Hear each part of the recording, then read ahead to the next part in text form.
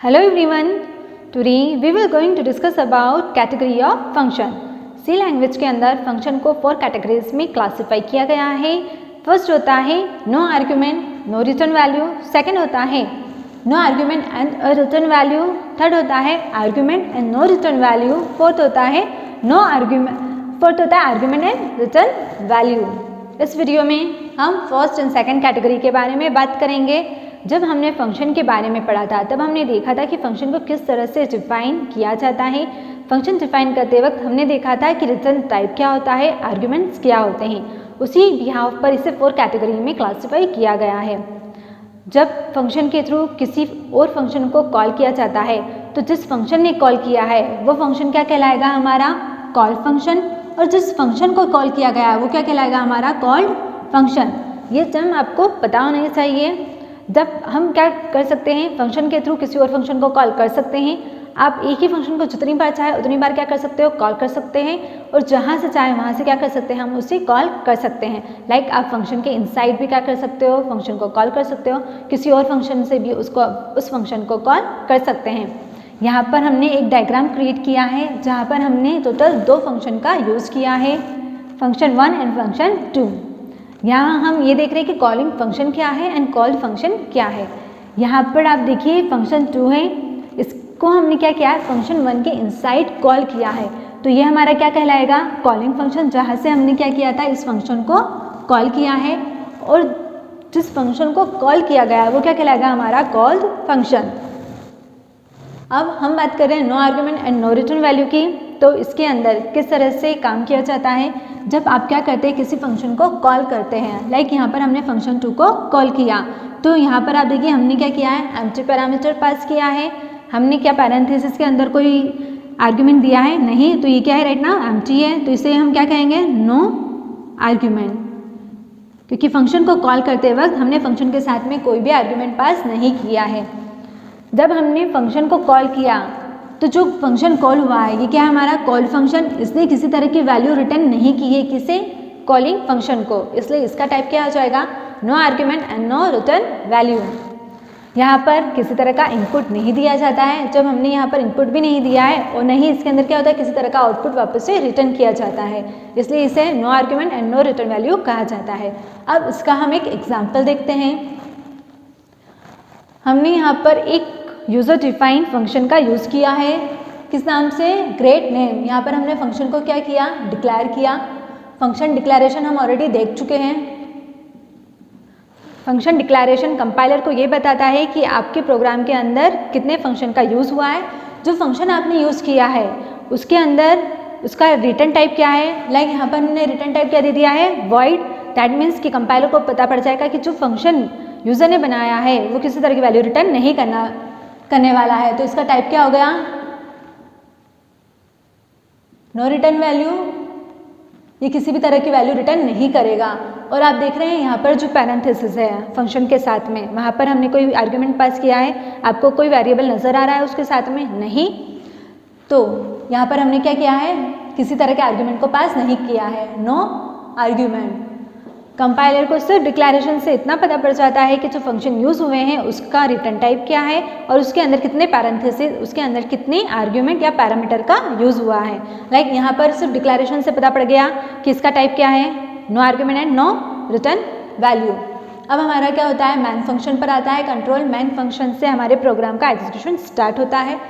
हम यहाँ पर देख रहे हैं कि जब हम इस तरह की इस कैटेगरी का यूज़ करते हैं तो किस तरह से हम प्रोग्राम को क्रिएट कर सकते हैं. यहाँ पर हमने क्या किया, जैसे ही हमारा कंट्रोल मेन फंक्शन के इनसाइड आया, यहाँ से हमने क्या कर दिया है, फंक्शन को कॉल कर दिया है. Function calling. फंक्शन को किस तरह से कॉल किया जाता है, आपने जो भी फंक्शन क्रिएट किया है आप उस फंक्शन का नेम लिखेंगे. लाइक यहाँ पर हमने फंक्शन क्रिएट किया है ग्रेट नम. नेम से हमने क्या किया है, फंक्शन को क्रिएट किया है. फंक्शन है तो बट ऑब्वियस है कि उसके सामने क्या लगेगा, पैरेंथेसिस का यूज़ होगा. ये तो हो गया फंक्शन नेम. अब हमें क्या करना है, इस फंक्शन को कॉल करना है. फंक्शन कॉल करने के लिए आप क्या देंगे, लास्ट में एंड ऑफ द स्टेटमेंट. तो इसके थ्रू क्या हो जाता है, हमारा फंक्शन कॉल हो जाता है. जैसे ही फंक्शन कॉल होता है कंट्रोल डायरेक्ट क्या होता है, फंक्शन कॉल. जैसे ही हमने इस फंक्शन को कॉल किया डायरेक्ट कंट्रोल कहाँ पहुँच जाएगा, आपके प्रोग्राम में जहाँ पर भी ग्रेट नम नाम का फंक्शन है वहाँ पर हमारा कंट्रोल क्या कर जाएगा, स्विच कर जाएगा. कंट्रोल को यहाँ पर दिखा ग्रेट वॉइड ग्रेट नेम नाम का फंक्शन मिल गया उसे। कंट्रोल कहाँ पर आ गया, यहाँ पर। अब हमें इस फंक्शन से कोई वैल्यू रिटर्न नहीं करवानी है क्योंकि इसका टाइप क्या है, नो रिटर्न वैल्यू। हमें फंक्शन से कोई वैल्यू रिटर्न नहीं करवानी है, इसलिए जब भी आपको फंक्शन से कोई वैल्यू रिटर्न ना करवानी हो तो आप उसका टाइप क्या देंगे, वॉइड देंगे।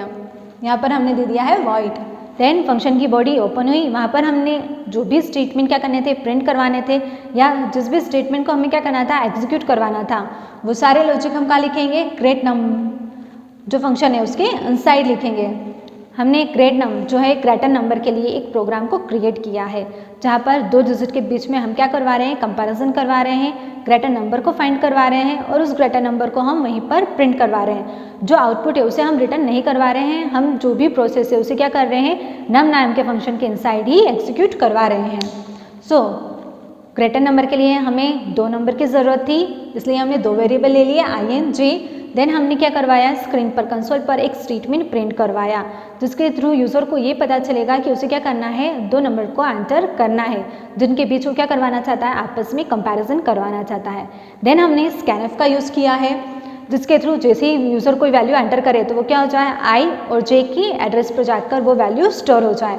लाइक यूज़र ने एंटर किया 10 and 100, ये 2 वैल्यू यूज़र ने क्या किए हैं, एंटर किए हैं, तो ये मेमोरी में किसी प्लेस पर जाकर क्या हो जाएगी, स्टोर हो जाएगी, जिसका नेम क्या होगा, ING। देन हमने क्या किया है, लॉजिक लगाया है जिसके थ्रू क्या होगा, कंपैरिजन टास्क परफॉर्म होगा। अब यहाँ पर हमने लॉजिक लगा दिया है। लॉजिक के लिए हमने किसका, कंपैरिजन के लिए हमने इफ़ स्टेटमेंट का यूज़ किया है। इफ़ क्या करेगा, कंडीशन को चेक करेगा। हमने कंडीशन दी है I greater than J। I क्या हो, अगर J से बड़ा हो तो कंट्रोल किसके अंदर आए, इफ़ के अंदर आए, अदरवाइज कहाँ पर चला जाए, एल्स पर चला जाए, और बाय डिफ़ॉल्ट वहाँ पर जो स्टेटमेंट है उसे क्या कर दे, वो प्रिंट कर दे। अब हमने जो वैल्यू दी थी क्या दी है, I इज इक्वल्स टू हमने दिया है 10, J इज इक्वल्स टू हमने दिया है 100।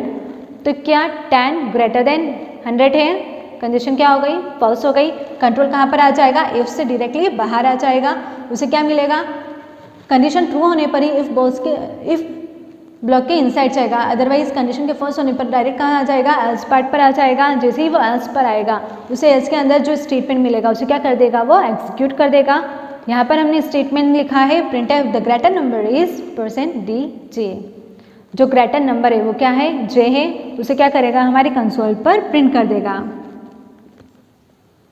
ग्रेटर नंबर इज J के इनसाइड जो वैल्यू थी क्या थी, 100, वो वैल्यू स्क्रीन पर प्रिंट हो जाएगी। अब आप देखिए, हम इस फंक्शन से कोई वैल्यू रिटर्न नहीं करवा रहे हैं। फंक्शन का यूज़ हम क्यों करते हैं, किसी भी स्पेसिफिक टास्क को परफॉर्म करवाने के लिए।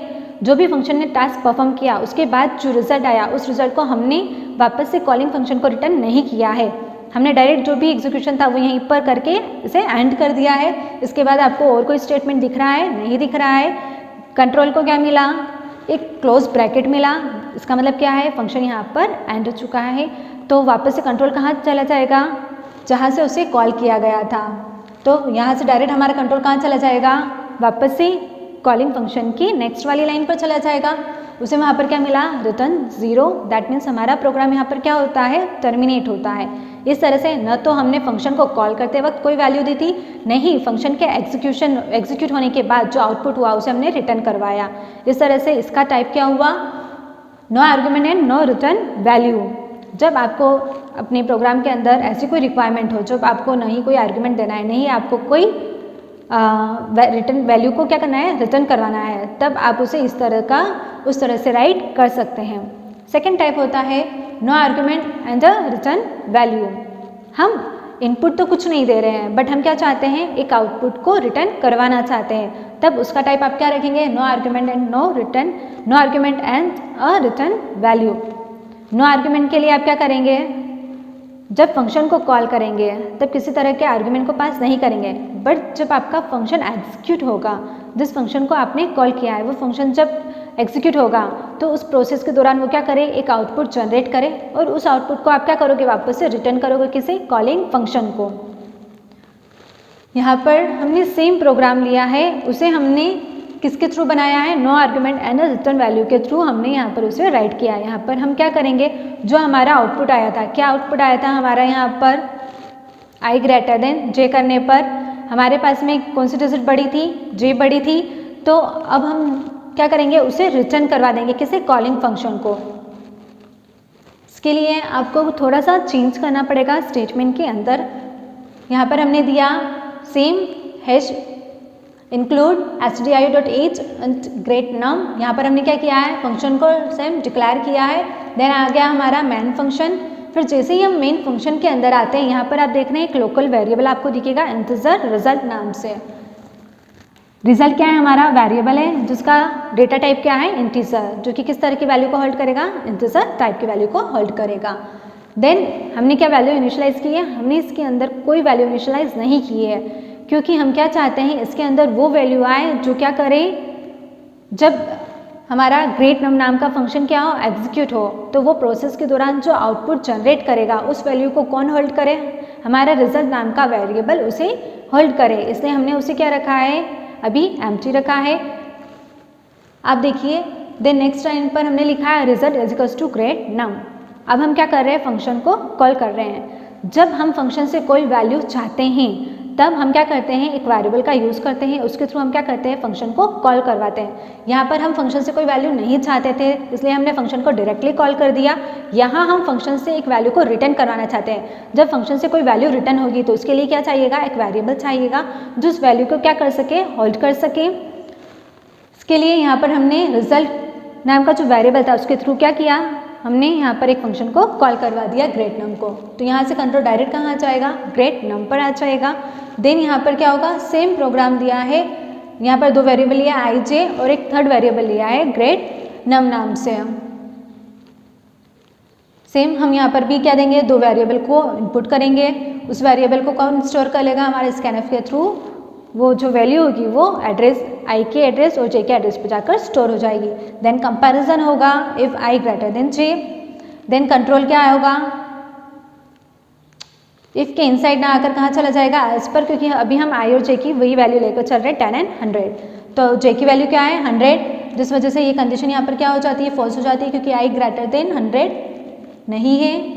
तो हमारा कंट्रोल कहाँ आ जाएगा, इफ से डायरेक्टली हमारे एल्स पार्ट पर आ जाएगा। एल्स पार्ट पर हमने क्या किया है, greater number is equals to G. अब जी के अंदर क्या वैल्यू थी 100, वो वैल्यू किसके अंदर आ जाएगी, ग्रेट नम नाम के वेरिएबल के इनसाइड आ जाएगी, क्योंकि ग्रेट नम का जो वेरिएबल हमने डिक्लेयर किया है वो क्या है, एम्प्टी है। एम्प्टी क्यों रखा है, उसके अंदर हम वो वैल्यू स्टोर करवाना चाहते हैं जो कि क्या हो, ग्रेटर हो। अगर आई की वैल्यू ग्रेटर होती तो आई की वैल्यू ग्रेट नम में आ जाती। यहाँ पर कौन सी वैल्यू ग्रेटर है, जे की वैल्यू ग्रेटर है, इसलिए ग्रेट नम की जो वेरिएबल है उसके अंदर कौन सी वैल्यू आ जाएगी, जो कि हमारे जे नाम के वेरिएबल के इनसाइड होगी। जे वेरिएबल में क्या है 100 है, तो 100 चला गया ग्रेट नम नाम के वेरिएबल के अंदर। अब ग्रेट नम नाम का जो वेरिएबल था उसके अंदर क्या वैल्यू होल्ड है 100, हमने रिटर्न करवा दिया उस वैल्यू को। वो क्या है, हमारा आउटपुट है, उसे हमने क्या कर दिया, रिटर्न। जब भी आपको वैल्यू को रिटर्न करवाना हो उसके लिए आपको रिटर्न स्टेटमेंट का यूज़ करना होगा। रिटर्न स्टेटमेंट के थ्रू हमने वेरिएबल को क्या कर दिया, रिटर्न कर दिया।